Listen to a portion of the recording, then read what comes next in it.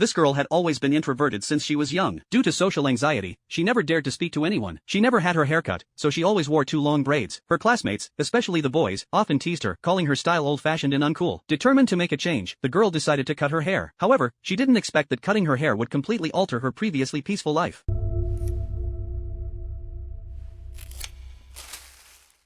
Her name was Annie. She had grown up in a small mountain village, and her personality was rather weak. Whenever others insulted her, she would never respond. She just silently endured it. Annie also had a very peculiar condition. Any electronic device she used would mysteriously break down. One day, the teacher asked the students to search for information on school trip destinations online. Annie was once again ridiculed by her classmates, and unable to take it anymore, she decided to use the computer herself. As soon as she touched the keyboard, the space around her suddenly began to distort. In the next moment, Annie found herself surrounded by seawater. To her surprise, her father's image appeared on the screen, and he quickly noticed that her hair had been cut. Fearing that his actions would be exposed, Annie quickly turned off the computer. At that moment, all the computers in the classroom suddenly went black. Then, a teacher hurriedly entered the room. It turned out that a helicopter had landed on the roof to take Annie away. The young, handsome man was a close friend of Annie's parents. At just 33 years old, he was already a father of a 15-year-old. His visit was to take Annie away, and during the ride, he would explain why everything had happened so suddenly, because Annie had cut her hair, which had sealed away her powers. He also told her that a bodyguard would be assigned to her from now on. The next day, Annie met John, who had grown up. John looked at the now uncool Annie with disdain.